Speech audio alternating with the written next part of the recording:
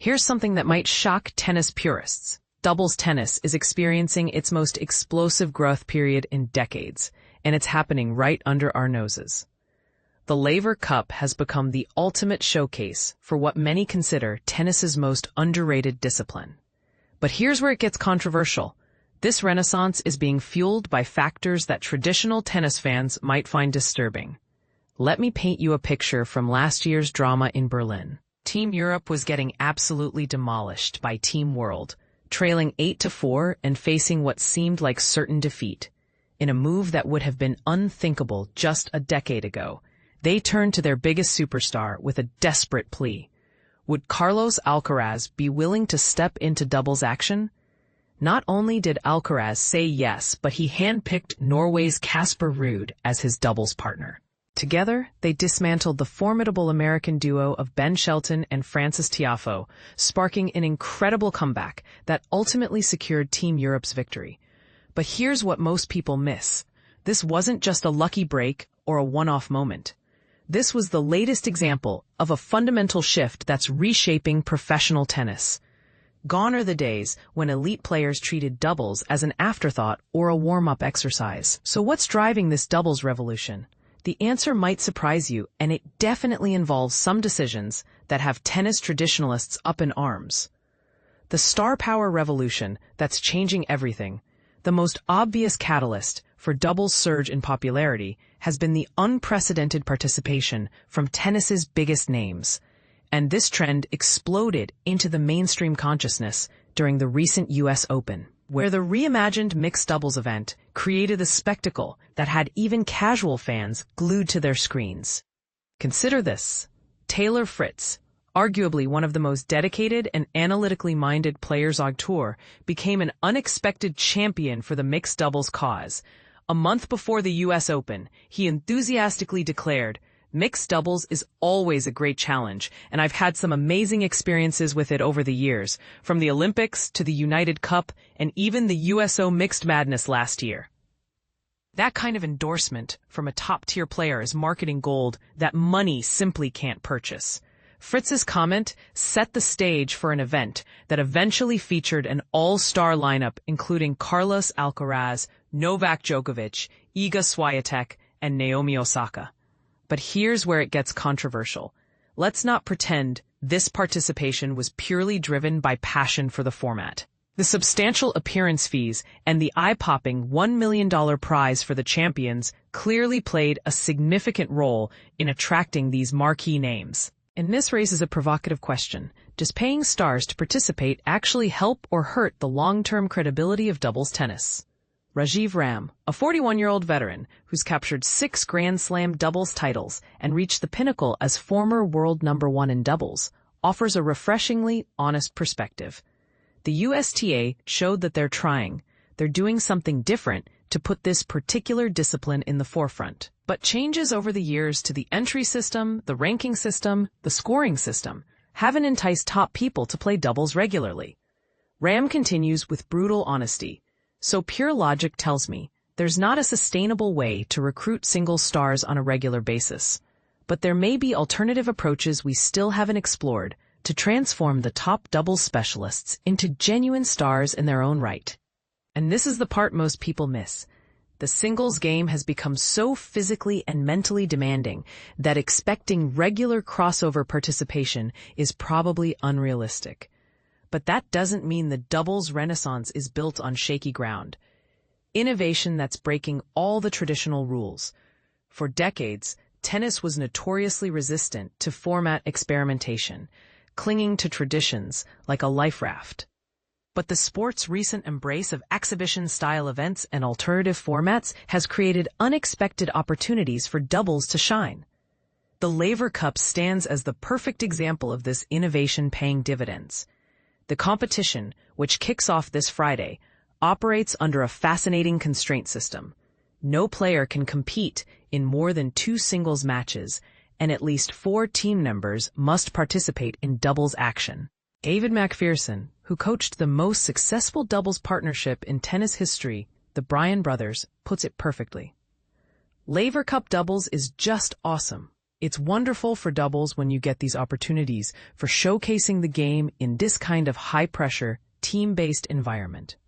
But the innovation doesn't stop there. The Eisenhower Cup at the BNP Paribas Open in Indian Wells has become a wildly popular spectacle that likely inspired the USTA's bold mixed doubles experiment.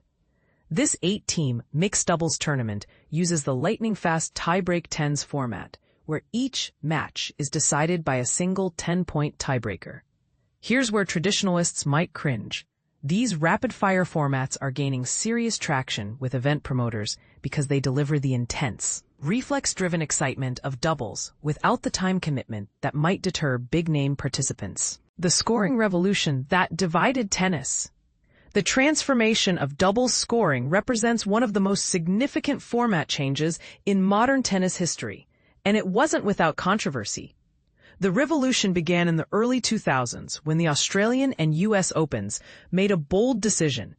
They replaced the traditional third set in mixed doubles with a match tiebreaker. The professional tours quickly adopted this approach, and eventually, even men's and women's doubles embraced this streamlined format.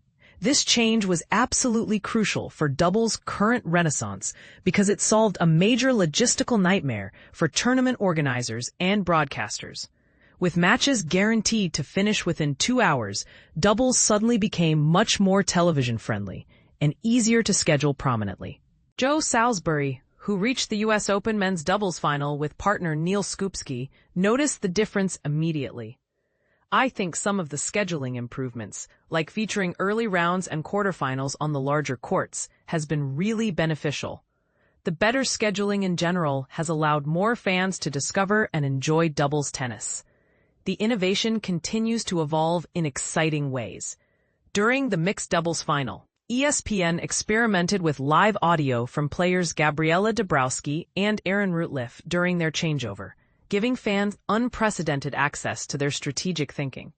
For fans to hear the way we're thinking after the first set is incredibly valuable, Rutliff explained. Getting an inside look at our tactical discussions during matches is exactly what doubles needs to attract more viewers. Team competition, where doubles becomes do or die. One of doubles' greatest advantages is its pivotal role in team-based competitions, where it often becomes the decisive swing match that determines victory or defeat. In Davis Cup competition, doubles serves as the crucial third match, and top singles players have repeatedly stepped into doubles roles during crisis situations, creating some of the most memorable moments in tennis history. The Billie Jean King Cup follows a similar format, where doubles potentially decides everything. Last year provided a perfect example when a powerful Polish team anchored by Iga Swiatek was eliminated in the semifinals by Italy, as the specialist doubles partnership of Sara Errani and Jasmine Paolini secured victory after the singles matches were evenly split. Laver Cup takes this concept even further by incorporating doubles into every single day of competition. If the teams are deadlocked after all 12 matches, the entire tournament comes down to a single set of doubles with traditional advantage scoring. Laver Cup doubles is just awesome, McPherson emphasizes. It's wonderful for doubles when you get these high-stakes opportunities for showcasing the game where everything is on the line. The fan interest explosion that nobody saw coming. Perhaps the most surprising aspect of the doubles renaissance has been the overwhelming fan response.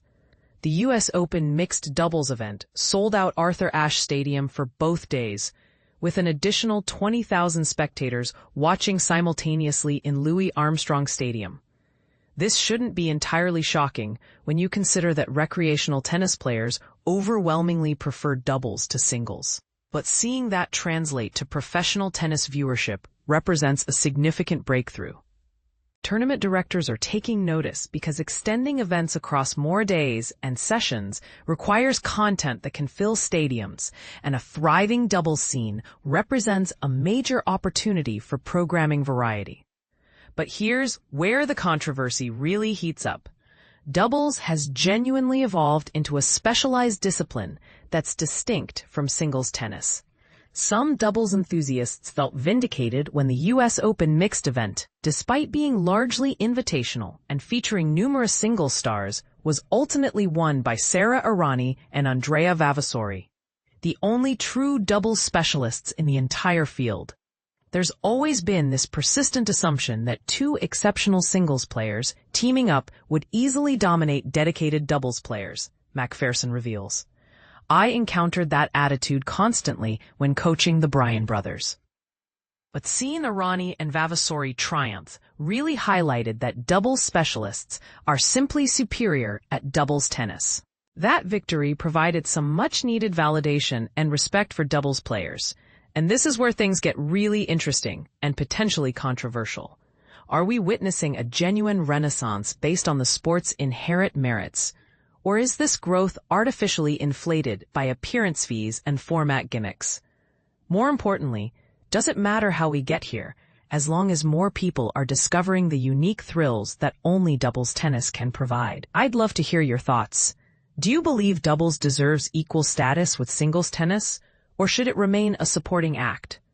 Are the format changes and financial incentives helping or hurting the sport's long-term development? And most controversially, should tournament organizers prioritize specialist doubles players or continue chasing the star power of singles crossovers?